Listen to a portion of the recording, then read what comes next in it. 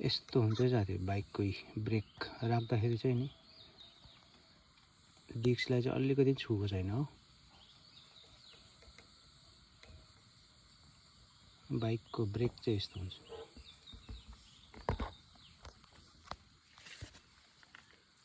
यो यसले गर्दा नै लाग्छ ब्रेक चाहिँ। यो तारले, यो तार छुट्टी भयो भने ब्रेक छुट्टी।